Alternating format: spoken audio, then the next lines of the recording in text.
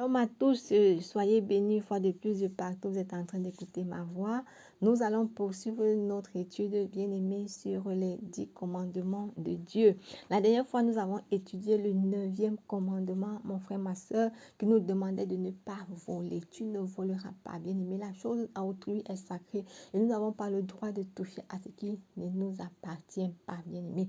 Donc, ce commandement nous demandait de ne pas toucher à ce qui ne nous appartient pas.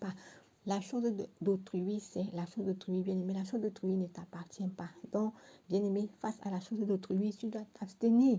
Si tu as besoin, tu peux demander, mais ne pas dérober. Alléluia. Parce que prendre quelque chose sans l'autorisation du propriétaire, c'est dérober, c'est voler.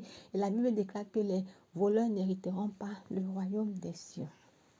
Toi qui fraudes, toi qui fais la corruption, tu n'es pas différent de celui qui vole.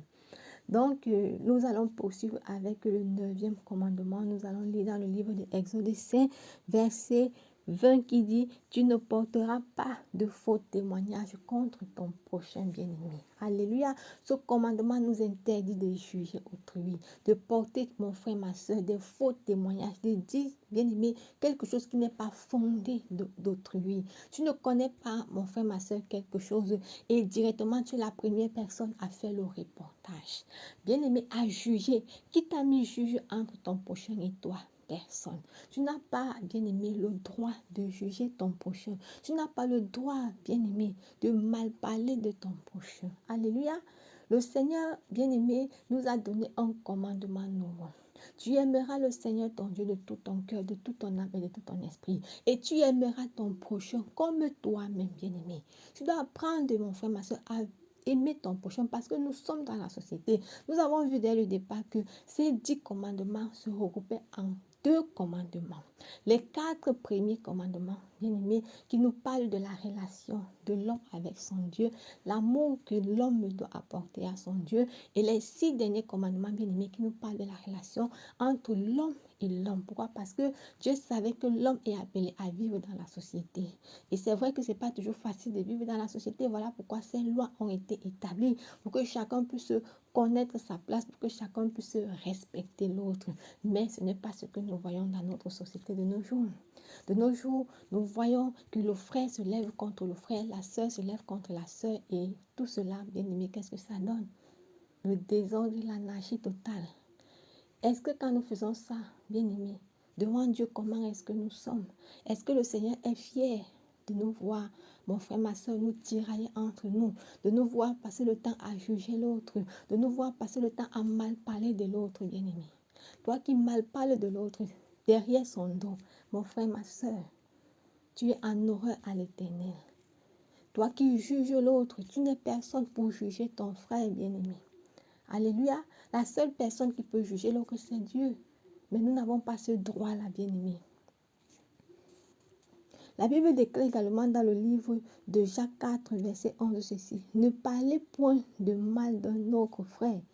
Celui qui parle de mal d'un frère ou qui juge son frère parle mal de la loi. Bien-aimé, nous n'avons pas le droit de parler mal de l'autre.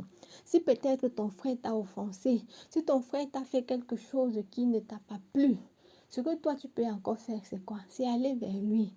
Dis à ton frère, voilà, tu as fait ceci, ça ne m'a pas plu. Que de prendre le nom de ton frère, commencer à marcher avec, commencer à aller faire le rapportage ou encore le colportage. Bien aimé, ce n'est pas bien. Lorsque tu pas fait cela, premièrement, toi-même tu te souilles. Et tu souilles également la personne chez qui est-ce que, bien aimé, tu pas fait le reportage. Ce n'est pas une bonne chose.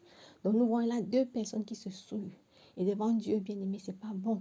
Ce sont des portes par lesquelles le diable entre. Alors que la Bible nous demande, bien-aimé, alléluia, de ne pas laisser l'accès au diable. Pourquoi? Parce qu'il rôde comme un lion, cherchant qui dévorer. Donc nous devons faire très attention avec la bouche.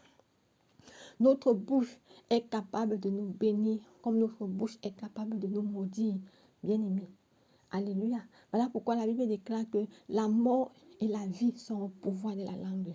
Si tu utilises bien ta bouche, tu en mangeras du fruit. Mais si tu utilises ta bouche uniquement pour calomnier, pour critiquer, pour mal parler des gens, c'est pas bon. C'est pas bon, bien-aimé. Toi, tu dois t'occuper de ta vie, la vie d'autrui. Bien-aimé, laisse la vie d'autrui tranquille. Occupe-toi de ta vie et laisse autrui gérer sa vie comme il comprend. C'est son problème avec son Dieu. Chacun, la Bible déclare que chacun rendra compte à l'Éternel de ses œuvres. Comment est-ce qu'il aurait marché sur cette terre? Chacun va rendre compte, bien-aimé. Lui, il a les comptes à rendre à son Dieu. Toi également, tu as les comptes à rendre à ton Dieu. Donc, bien-aimé, demande à Dieu de t'aider à ne plus mal parler d'autrui, à ne plus parler derrière le dos d'autrui.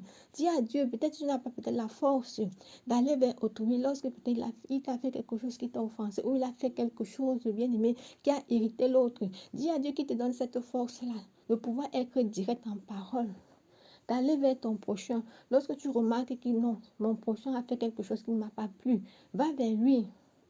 Dis, voici. C'est plus mieux que de mal parler de la personne. Alléluia. La Bible déclare dans le livre de Tite 3, verset 2, ne médis de personne. Alléluia. Il demande de ne pas médire des gens, mais d'être pacifique, modéré, plein de douceur avec tous les hommes bien-aimés. Alléluia. Ne médisons pas des gens. Parfois, il y a certaines personnes qui viennent te mentir, te disent que non, telle personne a fait que, alors que la personne n'a même pas fait. Simplement pourquoi? Parce que cette personne cherche à salir la réputation de l'autre et ce n'est pas une bonne chose. Cette personne qui vient te dire telle personne a fait bien, mais ce n'est pas fondé. Tu n'es pas sûr que ce qu'elle te raconte, c'est la vérité. Mon frère, faisons très attention avec notre bouche. Que d'utiliser la bouche pour murmurer, pour critiquer, pour médire des gens. Le mieux, c'est d'utiliser notre bouche pour bénir, pour évangéliser, bien-aimé, pour parler de Dieu. C'est plus mieux. Et par là, bien-aimé, tu porteras des fruits. Alléluia, des bons fruits. Des fruits dignes, agréables à Dieu, bien-aimé. Demande à Dieu de te donner cette force-là, de bien utiliser ta bouche, l'usage de ta bouche. Quelles sont les paroles qui sortent de ta bouche à longueur de journée? Mon frère, ma soeur, j'aimerais que ce soir, tu essayes de t'examiner. Examine ta bouche.